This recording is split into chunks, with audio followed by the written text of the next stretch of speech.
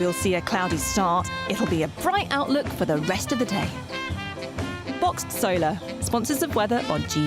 You could be joining the Great British Giveaway list of winners with your chance to grab a fantastic £50,000 in tax-free cash. We've made loads of winners this year, and you could be our next. Hi, I'm Angela from Wigan, and I won £30,000 with the Great British Giveaway. It happens to people like me.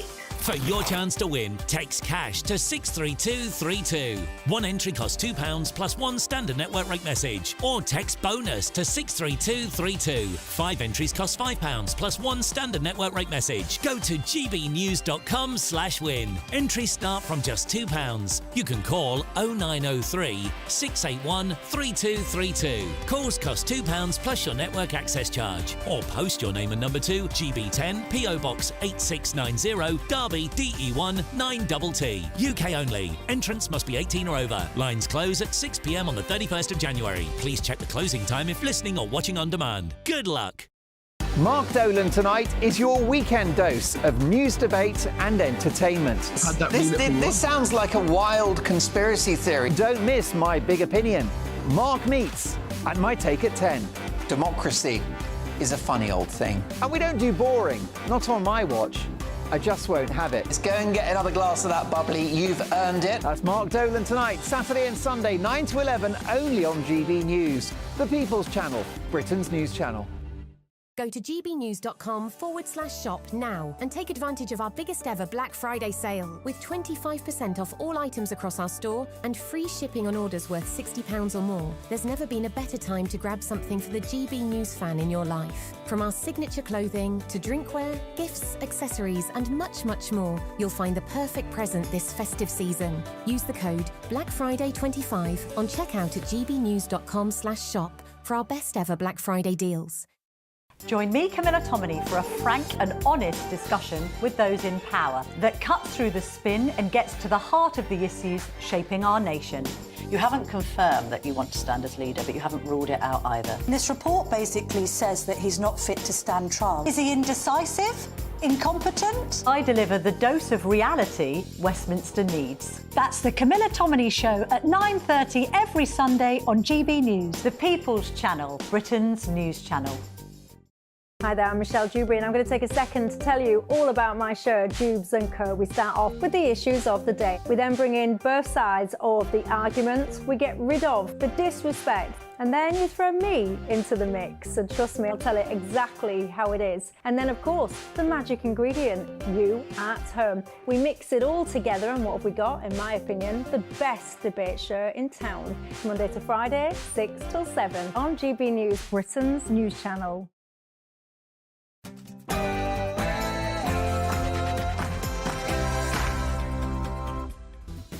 Hello there, coming up in the Saturday Night Showdown, as immigration soars to insane levels, 1.2 million people arrived last year. Even Keir Starmer is saying it's out of control and has to come down. He's starting to sound like a reform politician. But is the small boats crisis about to explode? The war in Syria has just kicked off again. Last time this happened, it sent millions of refugees into Europe. And this time round, it's only borderless Britain holding the door open to them. And has Gregg Wallace been a naughty boy? The BBC presenter has stepped down pending an investigation into his behaviour. He's accused of inappropriate behaviour, including prancing around with his top off and making kung fu noises. I mean, it's not exactly Savile level, is it? Just sounds like my uncle after a few beers. And J.K. Rowling has gone to war with the British Transport Police, who've put the trans in transport by letting biological males who pretend they're women conduct intimate body searches on women. Sounds inclusive until there's a lady who looks like Rod Stewart with fingers like a bunch of bananas rummaging around your hairy botter. This is your Saturday Night Showdown.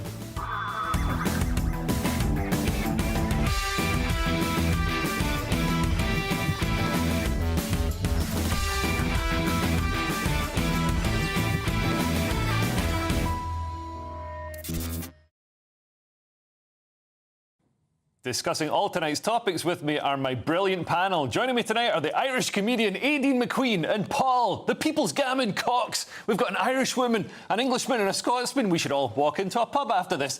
Anyway, first, let's get your latest news headlines from Joe Casper.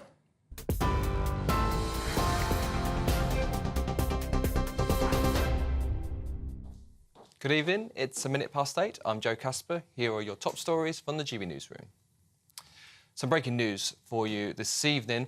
The Sunday Times is reporting a BBC executive warned Gregg Wallace about his alleged behaviour in 2017, while the Sunday Times quotes a former producer saying she raised concerns about the MasterChef presenter but was dismissed. And The Observer says a letter sent to the BBC in 2022 reported multiple allegations of inappropriate behaviour by the host, but did not prompt further investigation. It comes after the MasterChef producer Banijay at UK announced City law firm Lewis Silkin will investigate alleged misconduct by Mr Wallace. The BBC said, if issues are raised with us, we have robust processes in place to deal with them swiftly and appropriately.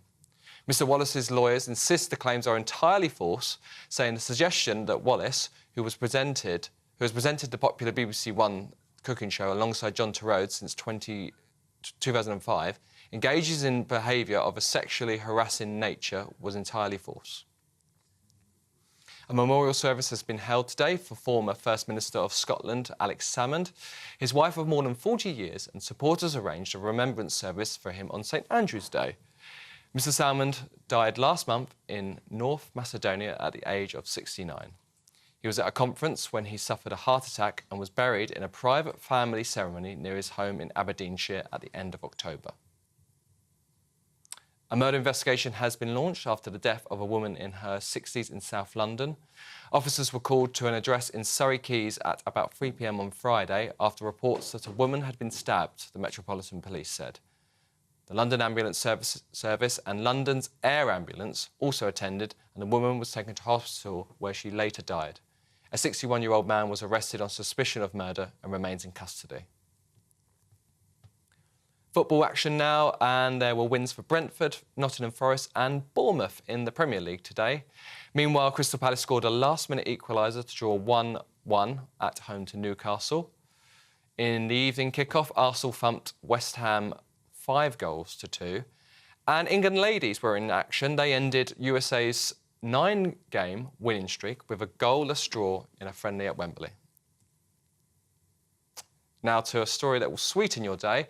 A man has been awarded £2 in compensation after he complained about a smooth Mars bar.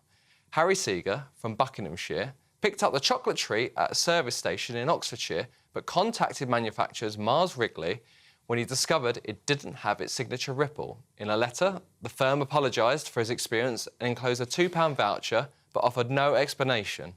Mr Seeger said, I think £2 is great. It will be 2 free Mars bars. Maybe they could have sent me more, but I'm not being ungrateful. Well worth the complaint. Those are your latest GB News headlines. I'm Joe Casper. More in an hour. For the very latest GB News direct to your smartphone, sign up to News Alerts by scanning the QR code or go to gbnews.com/alerts.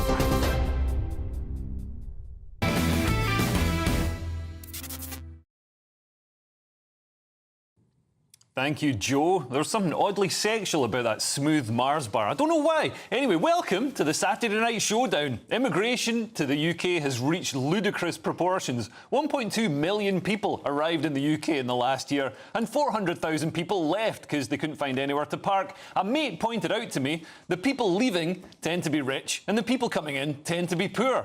The British dream is now to get rich enough to be able to move to a country that isn't committing suicide. According to the private wealth migration report, 9,500 millionaires will leave Britain this year. That's second only to China, where millionaires sometimes go to jail for saying things the government doesn't like. But as we've seen recently, British people sometimes go to jail for saying things the government doesn't like. Even Keir Starmer recognises that our immigration situation is unsustainable. Have a look at this. This happened by design, not accident. Policies were reformed deliberately to liberalise immigration. Brexit was used for that purpose, to turn Britain into a one-nation experiment in open borders. Global Britain. Remember that slogan? That is what they meant. A policy with no support and which they then pretended wasn't happening. Interesting words from Keir there. He says this was by design, a one-nation experiment in open borders. Keir Starmer is pretty close to saying things that would have got you jailed a few months ago. Honestly, he's sounding tougher on immigration than Reform are. The cost to the UK of all this immigration is extortionate. The total amount spent on hotels and support for asylum seekers ballooned to £5.4 billion in the last year. Kemi Badenoch this week said that Britain isn't a hotel. Well, no, Kemi, because people pay to stay in a hotel. Anyone who can get to Britain gets to stay here for free. And the government's own figures show that the average low earner who came to Britain, aged 25, cost the government more overall than they pay in from the amount they arrive. Each low-skilled migrant will cost the taxpayer over £500,000 over the course of their lifetime. Mass immigration also exposes the lie of net zero. When someone moves from the third world to Britain, their carbon footprint increases hugely. Someone moving here from the Congo will see their carbon emissions increase by up to 150 times. That's an insane increase. So the quickest and easiest way to reduce carbon emissions is to close our borders. But the same people who want to increase government power and taxation for net zero also want open borders. This suggests to me that net zero isn't actually about carbon emissions. It's about increasing government power and taxes. The day that you see Greta campaign to end mass migration, that's the day that you'll know net zero is real. Now, I'm joined tonight by the star of headliners. It's Paul, the People's Gammon Cox. Hello. And the Irish comedian, Aidan McQueen. Dave. It's great to see you both here. Now, I mean, Paul, this is a real, change of tune from Starmer. Yeah, it really is. That's because he's in power now, and he can't pretend not to be in power because he's in front of, lecterns saying things like release the sausages twice a week. However, what we have now is an asylum system that's entirely unfit for purpose. Yeah. One of the reasons we do that is we've entirely watered down our asylum system on the basis that immigration officers used to be well paid, well qualified, delegated authority to make decisions based on a case-by-case basis. Now we just have low-paid staff on long shifts, not making any decisions. I like that. That sounds like good value for money for the taxpayer. Well, it does. But what we get is loads and loads of immigration. And the reason we do is because nobody can, no immigration officer now or UK Border Force officer can stop anyone coming into the country now because our entire system is at the behest of human rights lawyers. Yeah. So if you were to deny them asylum in any way, and they appealed it, it would just go into the system, last forever. That Border Force officer would never be spoken to again, and they'd eventually end up in a semi-detached near you. Yeah, and I've heard from whistleblowers in our Border Force that it's actually it's easier to just accept, take an asylum claim off than to contest it, and it takes twice as long. You're getting paid the same amount per claim that you go over. So there's an incentive there to just put everybody on the yes pile. Definitely, but I would agree. I want everyone to be on the yes pile. I do. I love immigration. Shout out to my Uber Jaber, Halil Habibi. He's Albanian. He told me to tell everyone that they're not all drug dealers. So there you go. And tell you some. Yeah, well, I forced him to. But it was paracetamol because I needed it before coming on here. I mean, there's massive problems with the system, for sure. My sister works in the Irish system, educating women who've been sex trafficked to Ireland. But I still think the Christian and, right-wing thing to do, for those of you who identify as Catholic like myself, assigned at birth, is to invite people in, to open up the borders. But there's, this waiting around, this system is ridiculous. People should be working, should be allowed to work, we should cherry pick the best of other systems, like the German system. When the Syrians came in, 1 million people came in, they went and taught them German for a year. They spent a year assimilating into culture. They have huge problems in Germany with people not assimilating, with crime, with sexual crime in particular, and it's really caused problems for their sort of centrist parties who allowed it to happen, who now have lost the faith of the people, and everybody's voting for. I mean, it looks like Olaf Scholz's party is going to get wiped out out of the next election. I think these numbers, for all that, we'd love to say, oh, yeah, it's wonderful that people want to come to Britain and contribute to our society. I mean, I saw a video of a guy, he had an AK-47 tattooed on his face, and he didn't look like, I'm like, if we're told these are the future engineers, I don't want that guy working on an aeroplane that I'm getting on. I mean, in the 90s, you wouldn't have been allowed in a nightclub with that on your face. Now you can come into the country. He makes a really good faith argument. Unfortunately, a lot of the people that are seeking illegal asylum aren't good faith characters, and they're essentially trying to game the system in order to get in and live a life that's not assimilated, live a life that's not in tune with culture of ours. The type of we're seeing in Britain. I mean, the government even talks about it when they talk about communities and having community leaders. We're seeing the balkanisation of the UK as different demographic groups form their own almost mini states inside Britain. I think within a couple of decades, we're going to see that actually become, genuine states. They said these same things about people, and when they came over in the 1840s and 50s, they said the same things about people. And who are these people? Me and you, baby, the Scottish and the Irish. But come on, and we all, how assimilated we are now. You can compare Scottish and Irish people who are like from a pretty similar cultural background to English people. Yes, absolutely. We're from the same, basically the same island. Honestly, we're from a Christian background. We speak the same language. We assimilate. You can't compare that to somebody coming from Afghanistan who wants to set up an Islamic caliphate in the West. That's a completely different proposition. Somebody's got completely radically different attitudes to women, to LGBTQ people, and there's some downsides as well. Are you talking about Glaswegians? I am indeed. Well, the Glaswegians of the future. But as our government finally makes noises to deal with our open borders, could the refugee crisis be about to get a whole lot worse? In 2015, war in Syria sent millions of refugees towards Europe. Well, war in Syria has kicked off once again, with rebels once again entering the northern city of Aleppo. That's Syria's biggest city. Let's look at some of the fighting. Now, here are the rebels who have made remarkable progress. They're toppling statues of Syria's leader Bashar al-Assad. So this is serious stuff. Here's more of them. The Syrian army has been routed and has abandoned quite a lot of equipment in scenes reminiscent of the fall of Afghanistan.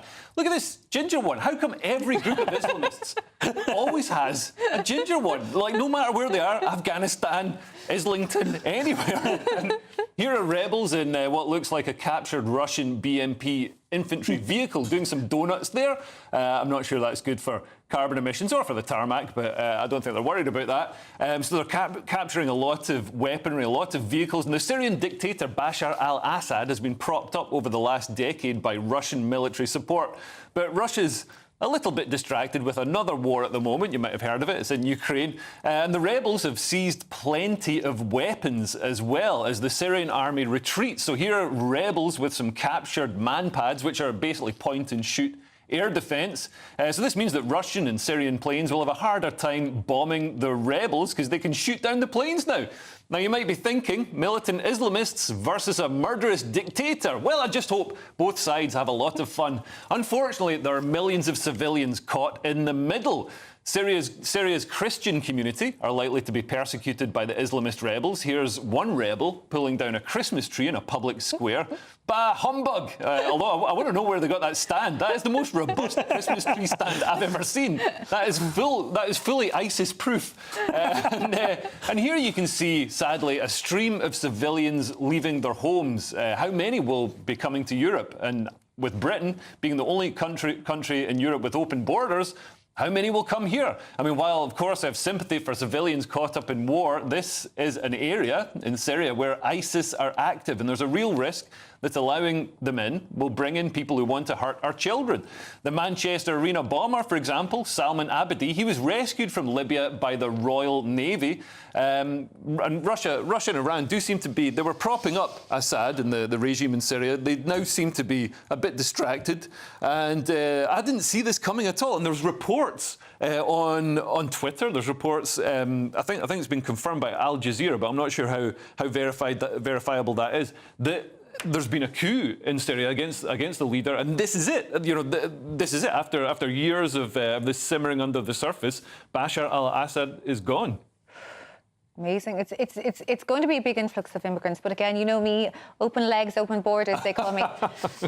Well, this is the thing. See, you want them here because they're men. If they were sending women, honestly, if all the boats coming across the channel, people say, oh, you don't want the small boats coming, that means you must be racist. No, I'm sexist. I don't want those men. If that was all, you know... Oh, Leo, you know me so women. well. If all these Salma Hayeks came over on the boat, I'm like, no, I don't think so. No, but just going back to... this is a very serious topic, and it is very interesting and in-depth, but just going back to that redhead point there, because this is something I researched before, given that I'm red-haired, to be honest, downstairs it's like Ed Sheeran in a leg lock. And so, you know, a bit of dye. But the reason I feel that... like one of Gregg Wallace's victims. Are you okay? So the reason that so many red-headed people join ISIS is because they feel so disenfranchised because of ginger bullying. So they can really relate to the plight of the jihadi. If you're a fat ginger kid, it's the same. Is that genuinely? I thought that it was is genuinely just chuck accurate. fat in there. I thought it was something to do with virgins. And Yeah, there's probably a connection there. Well, they're as well. certainly going to meet 72 of them, aren't they? They carry on the way they're going. It's incredible, really. I mean, Assad, by the way, has gone off the scene for a while, hasn't he? Yeah. He truly was one of the world's biggest baddies up until about 5 years ago. And Syria has been an absolute mess. I talked earlier about the human rights law situation. This is going to be a bumper day for those human rights lawyers in Europe and the UK. But I feel like in the UK and in the rest of sort of Western Europe, public sentiment is kind of soured a little bit towards the refugee plight. I think because our asylum system, you know, as you mentioned, it's been exploited so much. You've got human rights lawyers who know how to work the system, and this is a system that was set up after the Second World War to, you know, help people in a completely different world. We didn't have the internet, we didn't have social media, you know, sending people images of the wonderful life you can have in Middlesbrough. We didn't have, you know, mass transport. We didn't have, you know, Ryanair putting on $3.99 flights from Damascus. So, you know, this is a completely different world we've got now. Yeah, absolutely. All the Jew hating used to take place in Central Europe. Now it's just London every other weekend. Yeah. So it is a very different landscape. I just think, and this goes back to the argument about the ECHR as well. The ECHR, for a lot of people who are totally uninvolved or uneducated on it, is a good thing. And why wouldn't you believe it's a good thing? It was set up after the Second World War to make sure that we didn't have the repeat of that again, and we're not having the repeat of that again. There's just lots of other bad stuff going on. Yeah. And what it's enabling us or disabling us from doing is managing problems within our own society for ourselves. Yeah. We're having to lean back into a law that someone can hold against us that prevents us from making our own people safe. So anything that prevents us from making our own people safe has to be looked at again, I think. Absolutely, and I think, you know, after the events of the last decade, I think a lot of people have said enough's enough. We need to have sustainable immigration, and we need to make sure no more children die in terrorist attacks. Well, coming up, we will assess the week's winners and losers. We've got J.K. Rowling fighting the police, and in the latest example of diversity and inclusion being total hypocrisy, a civil servant is forced out for sharing reform posts on social media. See you in a moment.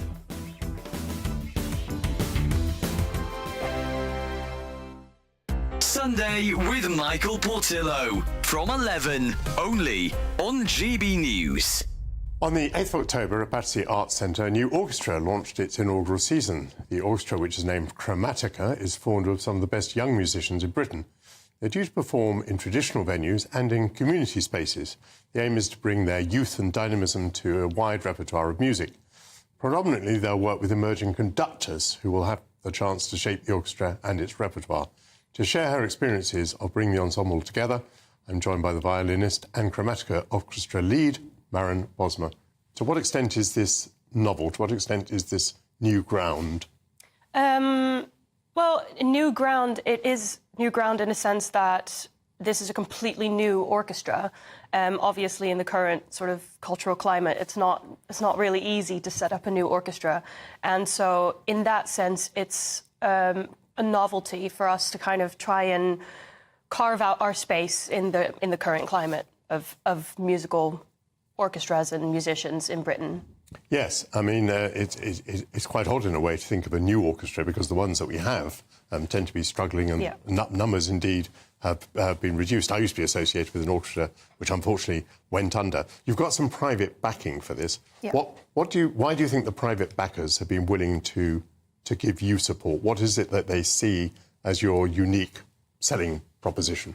Well, Chromatica Orchestra essentially is an early career orchestra. So we're formed of all sort of top musicians who've graduated in, say, the last sort of 5 to 10 years. Because everyone is of that generation, there is a sort of enthusiasm and dynamism that we bring to the stage I think is quite unique. The orchestra's mission, it's really focused on creating opportunities for young emerging musicians. GB News, the People's Channel. In the GB Newsroom, we bring you the news as it happens. With our team of dedicated journalists across the UK. We're ready to keep you up to date with what's happening every half an hour, every single day. Bulletins here on GB News. The People's Channel. Britain's news channel. This is Britain's Newsroom, where your voice matters. It's just astonishing. With expert analysis and honest opinion, we don't just keep you informed. We bring you unique perspectives you won't see anywhere else. Can't argue with any of that. When the news happens, it happens here. On Britain's Newsroom, weekdays from 9:30 a.m. Only on GB News. If you want your news to be straight talking... This is a nightmare for the Conservatives again. Down to earth. It's not just Nottingham where this is happening, is it? And most importantly, honest. Hard-working, middle-class taxpayers, they'll get their book thrown at them. Then catch me, Martin Daubney, Monday to Friday, 3 till 6 p.m. on GB News, Britain's news channel.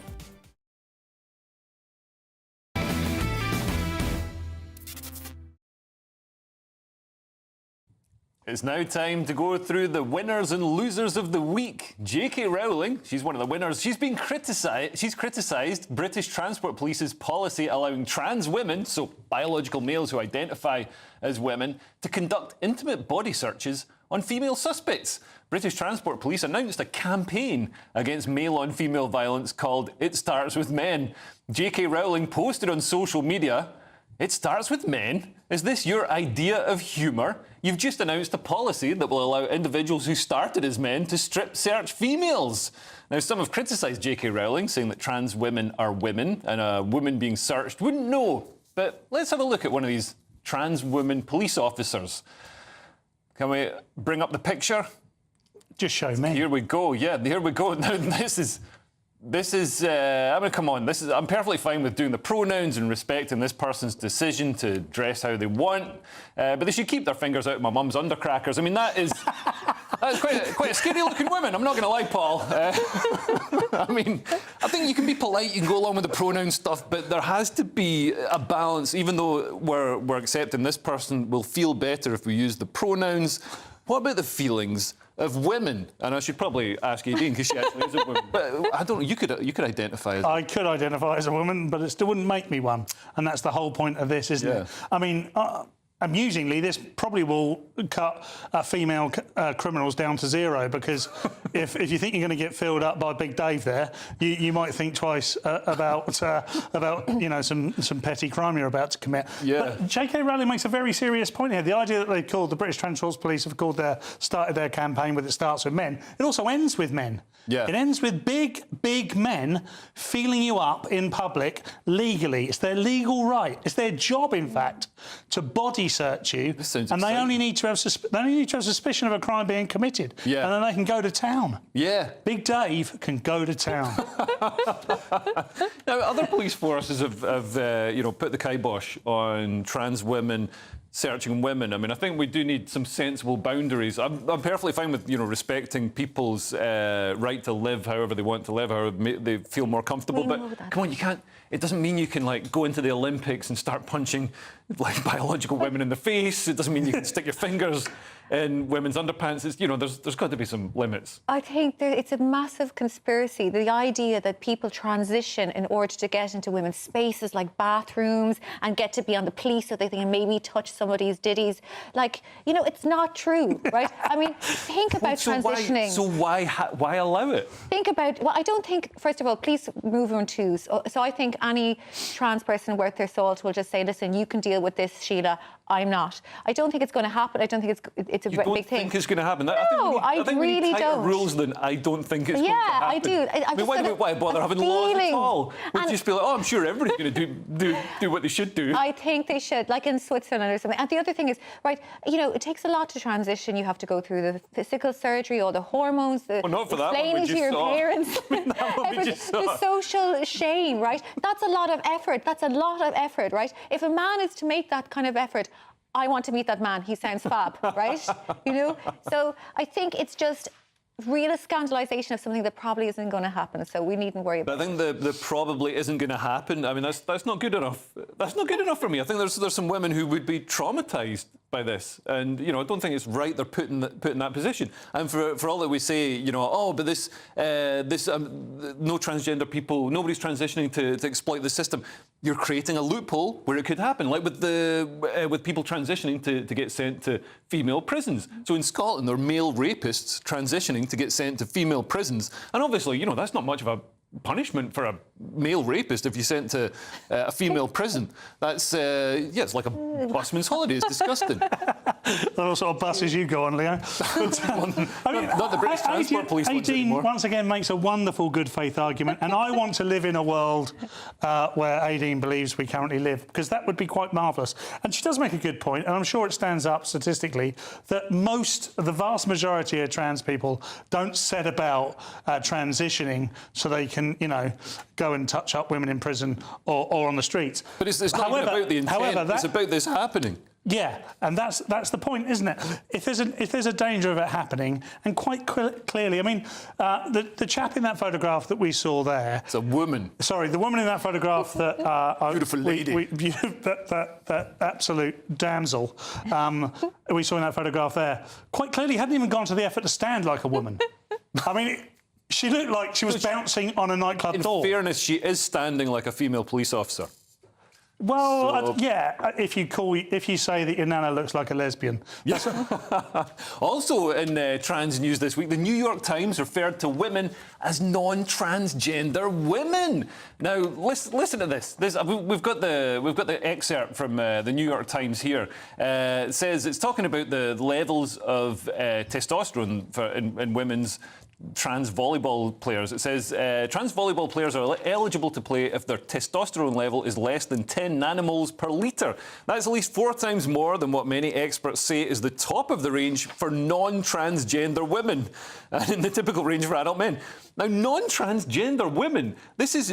Aideen, you've now been reduced to a subset of men. Like, you're a subset of biological males. We now have men, transgender women, and non-transgender women. But this is perfect for right-wing Christians because it's Adam and then the rib was created Eve. So that's ideal. They should be delighted with it. You know what? You're absolutely right. The patriarchy is back. Yay! Now, we hear a lot about diversity and inclusion, but it doesn't seem to extend to diversity of political opinions and inclusion of people who aren't left-wing. This week, Michelle Cochrane, a civil servant for the Department for Work and Pensions, told the Daily Mail she felt she had no choice but to resign after being threatened with the sack for sharing Reform Party and Nigel Farage posts on social media. She was warned that an investigation would be undertaken into the post she shared that criticised the Labour Party around things like immigration and the early release of prisoners. And if she was found to have committed gross misconduct, she would likely be dismissed. Michelle feels she has been treated unfairly as she claims other colleagues have posted political comments on their own personal accounts. She told the Daily Mail, if it was a banned or extremist party, I'd get it, but it's a legitimate political party who have MPs. I thought it was illegal to discriminate against someone for their political beliefs.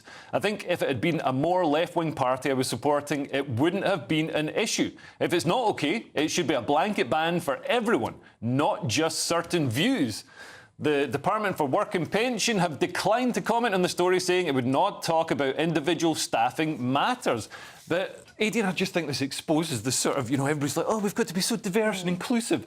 But I remember when I was banned from a venue in Perth in Australia, they turned around to me and they said, this is an inclusive space, you have to leave.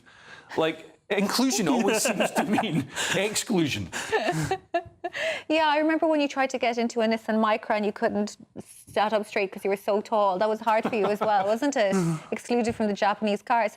Yeah, I can imagine if she had shared something about the Communist Party, it would have been totally fine. Oh, she'd have been promoted. Then this story is a little bit dodgy because there's no actual accusation. She went to the Daily Mail herself to say that she might have been fired. Do you know how much of my time I spend trying to find stories for the Daily Mail? They give you a grant. Like every time I'm stuck in a queue, every time the flight is delayed, I'm like, can I bring this to the Mail? So we can't really trust it that much. But she was working for the Department of Pension and Work, so obviously she knows she can retire and she knows exactly how to milk the system to get back in and get her amount of benefits. Aideen raises a very good point. Sometimes women complain for no reason. Over to me to comment. I really want to complain about that, but I can't. Women, or as I like to call them, those minus 10 nanomoles, or whatever they're called. I mean, I prefer my women to be below 10 nanomoles, but I will accept anything over. Unless they're trying to lift a car off me. My testosterone is rising very strongly now, lads. Can I just say? I think I'm hitting that level. Sounds like something I should be looking for. I mean, it seems that if we're going to start penalising people who share reform posts, who share posts criticising Labour, then we should also penalise people who are sharing pro-Labour posts. I mean, well, absolutely. Reform are a legitimate political party. You sound like Jerry Adams. I thought Aideen was going to be triggered then.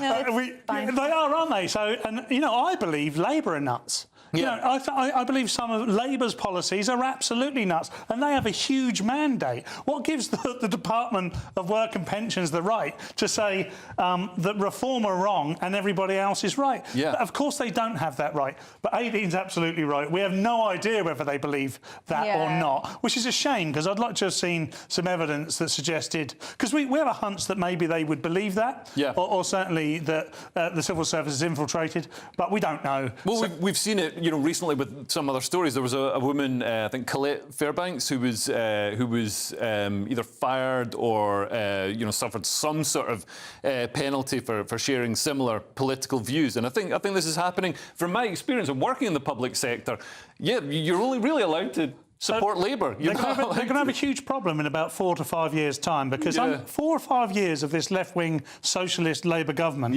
you are going to see a massive rise in right-wing populism, and you're going to see at least, I would imagine, Reform being the opposition party. So I don't know what the civil servants are going to do then. Yeah, no, absolutely. Well, next on the Saturday Night Showdown, we've got the return of Kamala, David Walliams desperately trying to stay relevant by coming out as non-binary, and how naughty is Gregg Wallace. We've got some of the allegations against him. See you in a moment. Hello, here's your latest weather update from the Met Office for GB News. During the course of Sunday, we'll see some showery outbreaks of rain across the UK. Things turning colder from the north into Monday, albeit for a time, because milder Atlantic air will return during the middle part of the coming week. That's the detail for the present time, though, and low pressure's anchored towards the northwest of the UK. Quite tightly packed isobars, so it's quite a blustery picture. And a band of rain starting to work in from the west across Ireland and Northern Ireland through the course of the evening, reaching Scotland, England and Wales during the overnight period. Some of the rain could well turn quite heavy at times, staying mostly fine towards the southeast, and some clearer weather tucking into the northwest of the UK by the morning on Sunday. Quite blustery though up towards the north, gales are likely, and wherever you are it's mild and frost-free, temperatures holding up in double figures in some places. As for Sunday itself, we'll get off to a very showery picture across Scotland. A few clear spells at times, but on the whole, there will be a fair number of showers moving in from the west. Quite mild at this stage in the day though, temperatures here in double figures. A pretty bright picture across Northern Ireland to start the day on Sunday, just 1 or 2 showers around, and fairly bright too across parts of Wales and the southwest, again with just 1 or 2 showers moving in from the west. Cloudier skies though across central and southeastern parts of England, here some more general outbreaks of rain at times. As for the rest of Sunday, well, on the whole it's a pretty unsettled day. Bands of showery rain moving in from the west, interspersed by some bright or sunny spells at times, and those blustery winds, particularly towards the north, gradually easing down as we go through the day. And another very mild day for the time of year. Temperatures peaking at 14, possibly 15 degrees down towards the south. 15 is 59 in Fahrenheit. But as I say, tempered a little bit by the showery outbreaks of rain and that brisk breeze. As for Monday, we'll notice colder air starting to push in from the north, certainly across Scotland, Northern Ireland and the north of England. Towards the south we hold on to milder temperatures, but here there'll be some outbreaks of rain at times, locally on the heavy side as we go through the day. Colder weather moving south across all parts to give some frost on Tuesday, even some snow for a time across the north of the UK, but turning milder by the middle of the week. Mark Dolan tonight is your weekend dose of news, debate and entertainment. This sounds like a wild conspiracy theory. Don't miss My Big Opinion, Mark Meets, and My Take at 10. Democracy is a funny old thing. And we don't do boring, not on my watch. I just won't have it. Let's go and get another glass of that bubbly. You've earned it. That's Mark Dolan tonight, Saturday and Sunday, 9 to 11, only on GB News, the People's Channel, Britain's news channel. Go to gbnews.com/shop now and take advantage of our biggest ever Black Friday sale with 25% off all items across our store and free shipping on orders worth £60 or more. There's never been a better time to grab something for the GB News fan in your life. From our signature clothing to drinkware, gifts, accessories and much, much more, you'll find the perfect present this festive season. Use the code BlackFriday25 on checkout at gbnews.com/shop for our best ever Black Friday deals.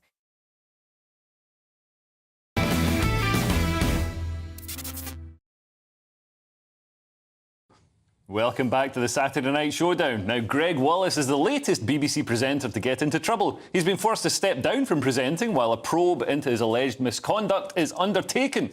13 former colleagues, including Kirsty Wark, have come forward to complain about inappropriate sexual comments. A male worker on MasterChef in 2005 said Wallace once said a dish tasted like his aunt's vagina, and on another occasion asked a female runner if she put her finger up her boyfriend's bottom. He's been accused of taking his top off in front of a female worker, saying he wanted to give her a fashion show. You do that as well, Paul. And talked about his sex life to others. He's also alleged to have thrust his crotch at a young member of staff who was cleaning his trousers to mimic a sex act. The artist Dr. Kate Thomas, who appeared on MasterChef in 2008, described Wallace as a racist piece of S-word and alleged that he did an Indian accent in front of an Indian co-worker on MasterChef. A former staff member has claimed that Wallace made offensive Asian remarks on the set of MasterChef. These allegedly included making kung fu fighting noises and comments such as "me so horny." Gregg has denied the allegations while an investigation has been launched. Now, I've worked on building sites, and a lot of the stuff that Gregg has been accused of would have just been banter on those building sites. Nobody would be phoning the police over it. Are we seeing the death of banter, Paul? No, I think, and it's an unfortunate example you use because on a building site there aren't that many women. Yeah. So I think in a television production that Gregg Wallace is working in, there would have been a lot more women. And his behaviour, if true, we have no idea whether this is true or not. Yeah. But let's say if it is true, would be wholly inappropriate. There isn't anything in there that would be appropriate. You and I. But come on, I mean, it's pretty tame for the BBC. Yeah, well, exactly. I mean, there's no children involved or lists of MPs, but we don't know anything, right? And probe is obviously an unfortunate term to describe what's going on here. In this particular instance. It is indeed. But do you know what? Had you asked me this question maybe 15 years ago, before I became a dad to a young girl, and I've got a girl that's 15, 16 years old now, I may have answered this differently, but I do feel really protective of the women involved on the basis that I just couldn't bear this if it happened to my daughter. Yeah, OK, well, we've actually got a clip of Gregg Wallace on one of his shows. Let's take a look. I find it quite pleasant. Left to my own devices, I'd probably munch the living daylights out of your little tart. So that's apparently one of the things. I mean, come on, that was on TV. That's entertaining. Yeah. I mean, he was hidden in plain sight. The thing, are we laughing there at what Gregg Wallace has said in terms of we believe it's a joke, it's funny, or are we actually laughing at the audacity of this very thinly veiled joke towards the woman involved? I think Britain was built on sexism, thinly veiled sexist innuendo, and I think if we take that away, that's probably the cornerstone that upholds civilization. It seems like he's just brought the Christmas party vibe to every single workday. He's just mixed up the calendar or something. But I agree. I think what you said was lovely, Paul. And I think I would have, when I was younger, these kind of comments were so common in work. And not as a primary school teacher now, but when I worked in bars and I was cleaning, and men would say things and you just had to ignore them. You'd warn other women, oh, don't be on your own with him. And you got used to it and you learned kind of skills on how to decipher who to stick by and who not to. But it is actually nice for me to be able to say, no, I don't want that for younger women. Now, the problem is... What about older ones? Older ones, we're hardy whores, we're able to take it. But the problem is that this story it's just some of the stuff is pretty shocking. And then some of the stuff he said is quite funny. And the funny, mild stuff is going to really attract people's attention and see that it's not important. Like the fact that he said something is tasted like your aunt's vagina. Well, then maybe you shouldn't make things that taste like your aunt's vagina. That's a valid cooking point. Also, how does he know what his aunt's vagina is? I mean, that is a very, very niche specific. genre. Yeah. Okay. Well, moving on to more pleasant things. Kamala has resurfaced for the first time since the election. You'd be forgiven for thinking she's been drowning her sorrows. Take a look at this. I just have to remind you, don't you ever let anybody take your power from you. You have the same power that you did before November 5th. And you have the same purpose that you did. And you have the same ability to engage and inspire. So don't ever let anybody or any circumstance take your power from you. Honestly, I've heard more coherent stuff from men leaning against the bar in Weatherspoons at kicking out time. She tells people not to let anyone take their power. Unless you're Joe Biden, presumably, then you should let Kamala take your power and run for election. What's interesting is she's not ruling out running for election next time round in 2028. Do you think that's a good idea? Well, why shouldn't she? She's entitled to. I mean, come on. So she's a little bit tired and emotional there. Like, if she was wearing a kilt or a St. Patrick's hat, we'd be like, yay, Irish prime ministers have done worse whilst in power. So I think it's fine. I like her drunk auntie at the wedding vibe. She appeals to my cohort very strongly. Yeah, I'd just like to see her sound a bit more sober sometimes. Hillary Clinton is also considering running in 2020. Do you think the Democrats need to just clear out some of the old wood? Do you know, I feel like I should stay here now and say, look, you know, there's absolutely no chance. There's more chance of me running the marathon than there is of Kamala or Hillary running in 2028, 2029 or whatever it is. However, we've seen from the Democrats just over the last... They were emboldened by Biden winning. Yeah. And, you know, there's lots of question marks over that. But they were emboldened by Biden winning. And then they just ran this ridiculous campaign with Kamala, essentially threw her under the bus because she had absolutely no... If that was her idea of the campaign, she deserves everything she got. But if that was her advisor's idea of a campaign, then they all got what they deserved. Yeah. And they absolutely would have to change. And apparently her campaign, the cost of it has been revised up to nearly $2 billion. Most of which was her drinks tab, I believe. Anyway, next on the Saturday Night Showdown, we've got the craziest videos of the week in Clown World with the transgender comedian, creepy school indoctrination, and some unhappy left-wing people. Honestly, are those guys ever happy? See you in a moment.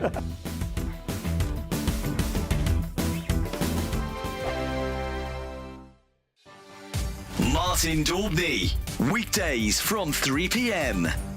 After the Hollywood ending that Wrexham Football Club have got, can Chorley FC benefit from a bit of the old celebrity magic dust? I can't see why not. The guys have been down a few times now, and when they do come down, obviously they're bringing that with them. A little town like Chorley doesn't see much of the charts and big stars, so it's really nice to see them, and we always welcome them when they do come down. And Mark, give us a flavour of the level of football. I understand you're in the National League North, right? That's 6 rungs down from the top flight. I mean, you're only just down the road from Manchester City, right? But, I mean, give us a flavour of the two different worlds between your club and Man City. Our players are all part-timers. So we've got kind of fitness coaches, we've got teachers, we've got all kinds of players who have full-time jobs alongside playing. Our average crowd is probably a tenth of what you get at Man City, probably even less than that. We get about 1,500 on a home game. The thing is, we know where we are and we understand where we are, and we are a real community club. Tonight, I'm ready now. I'm off to Marine, so off over to Merseyside. Playing the likes of Liverpool and Everton over on Merseyside would be kind of a dream come true. But we know where we are. We would just love to get to the Football League. So teams like Salford, Stockport County were in our division a couple of years ago, all flying now in the Football League. We just want to do the same. We sat down with the board last year, and they told us a vision for the future, and that vision most definitely is that we want to be a Football League club. When we went to the Premier League, I know the boys have been saying that they 30 years will be in the Premier League and winning it. Well, let's hope we are, and let's hope I'm still around to see that. GB News, the People's Channel. I'm Christopher Hope. From pop stars to politicians, I'll interview anybody in a pub who's got a political opinion. Join me every Friday on Spotify, Apple Podcasts, YouTube or gbnews.com, or wherever you get your podcasts. This is GB News, the People's Channel.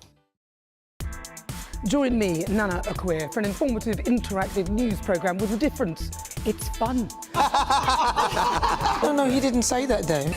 I'm so surprised. I think there's an element of truth to that. Join me from 3 p.m. every weekend, only on GB News, Britain's news channel. We're proud to be GB News, the People's Channel. And as you know, we always love to hear your views. Now, there's a new way of getting in touch with us at gbnews.com/your say. By commenting, you can be part of a live conversation and join our GB News community. You can even talk to me, Bev Turner, or any of the members of the GB News family.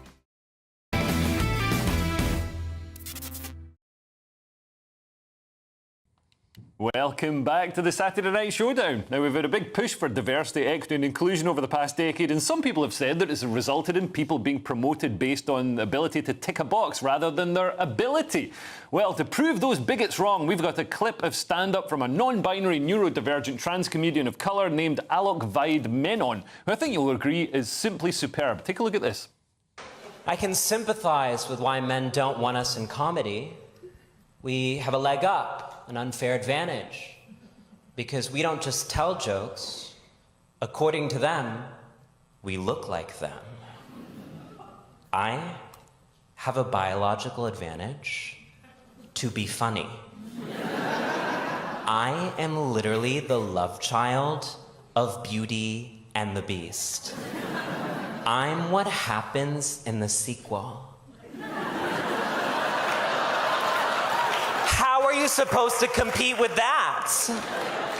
The minute I walk on the stage, it's over for you guys. I'm a hit across the world. I don't even need to speak the language and everyone's laughing. It's Simply brilliant stuff. I mean, Aideen, do we even need women anymore? Now that we've got beautiful trans, non-binary, neurodivergent people like this. It was funny. The audience were laughing. The audience were laughing. They were. They were laughing. They/she/Z/Delta was absolutely crushing it, Paul. I mean, Paul, you book gigs. I do book gigs. Are you going to reach out and book this person? I like the female acts on my gigs to be like the female acts in my life, I was going to say. I don't know what I meant by that. Basically, I'm looking for anything below 10 nanomoles. Right. That's my new benchmark. Obviously, that person there was way above the old nanopoles for becoming a woman. But, I mean, whatever. Like, Aideen, right, makes a really good point there. Once again, it's really frustrating. I want to completely disagree with her. However... The audience laughed, and it's the only measure. Now, we know that audience has come to see that person, and that's why they're laughing. It's not going to be something that's universally seen as funny, but there's a place for humour in everything, and, you know, whatever. Yeah. I'm actually past it now. If I thought that person would sell tickets, I'd book them. And there's some killer trans comedians. That's the thing. I don't know why this person get the spotlight when there are so many killer... There's, well, at least a couple of killer trans comedians I can think of. Jordan... yes. You know the one I mean? Yeah, the one who... Channel 4. Yeah, you got the kit out and played piano with the thing. Anyway, moving on, Liberals in America are still having a hard time coming to terms with Trump being their new emperor. These unhappy Democrats decided to let off some steam with a bit of primal scream therapy. Take a look at this.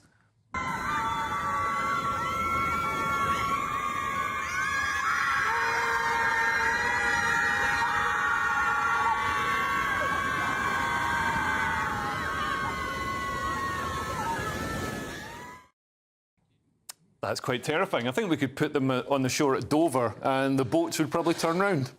Yeah, I wouldn't mind giving that primal scream a go, you know. I'm not going to do it now. I've screamed sometimes. I don't want to scream or cry on national television, but, you know, it does look liberating in some way. Yeah. But I don't care. I mean, it feels to me like it's something that's contrived. It's something that's put on. It's something that's generated so they can seek validation.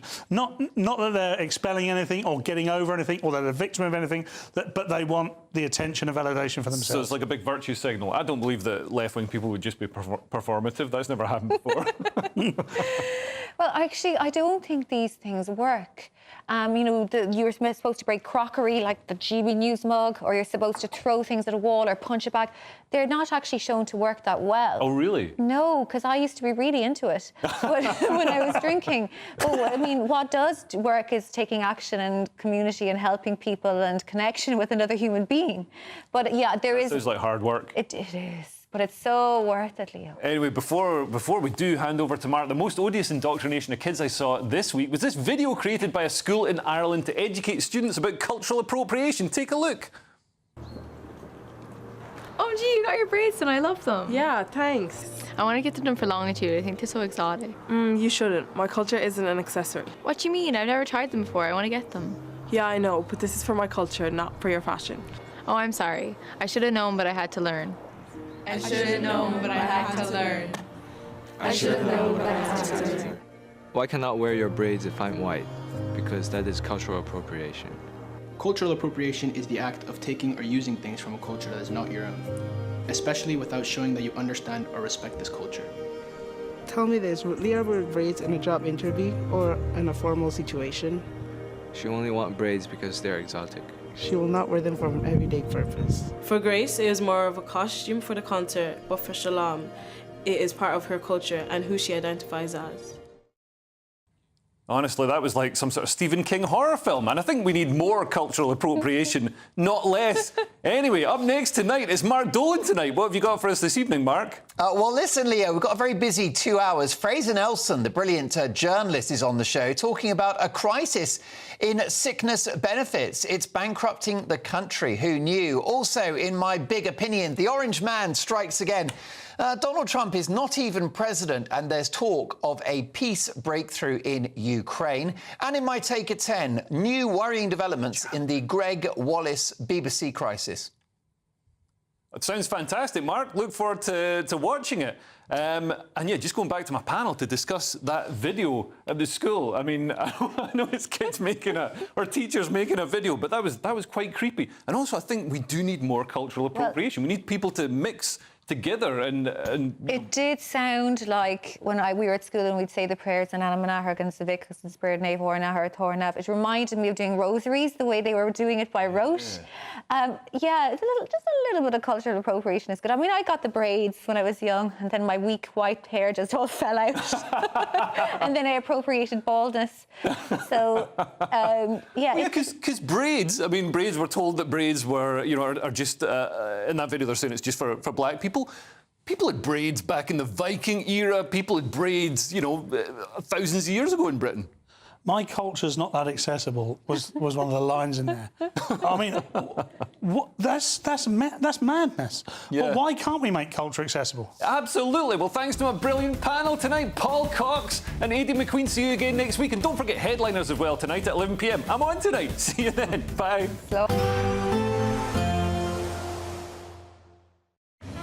A nice bright morning will generate a lovely warm day, right through to the evening. Boxed Solar, sponsors of weather on GB News. Hello, here's your latest weather update from the Met Office for GB News. During the course of Sunday, we'll see some showery outbreaks of rain across the UK. Things turning colder from the north into Monday, albeit for a time because milder Atlantic air will return during the middle part of the coming week. Back to detail for the present time though, and low pressure's anchored towards the northwest of the UK. Quite tightly packed isobars, so it's quite a blustery picture. And a band of rain starting to work in from the west across Ireland and Northern Ireland through the course of the evening, reaching Scotland, England and Wales during the overnight period. Some of the rain could well turn quite heavy at times. Staying mostly fine towards the southeast, and some clearer weather tucking into the northwest of the UK by the morning on Sunday. Quite blustery though up towards the north, gales are likely. and wherever you are, it's mild and frost-free. Temperatures holding up in double figures in some places. As for Sunday itself, we'll get off to a very showery picture across Scotland. A few clear spells at times, but on the whole, there will be a fair number of showers moving in from the west. Quite mild at this stage in the day, though. Temperatures here in double figures. A pretty bright picture across Northern Ireland to start the day on Sunday, just 1 or 2 showers around, and fairly bright too across parts of Wales and the southwest, again with just 1 or 2 showers moving in from the west. Cloudier skies though across central and southeastern parts of England. Here some more general outbreaks of rain at times. As for the rest of Sunday, well, on the whole it's a pretty unsettled day. Bands of showery rain moving in from the west, interspersed by some bright or sunny spells at times, and those blustery winds, particularly towards the north, gradually easing down as we go through the day. And another very mild day for the time of year. Temperatures peaking at 14, possibly 15 degrees down towards the south. 15 is 59 in Fahrenheit. But as I say, tempered a little bit by the showery outbreaks of rain and that brisk breeze. As for Monday, we'll notice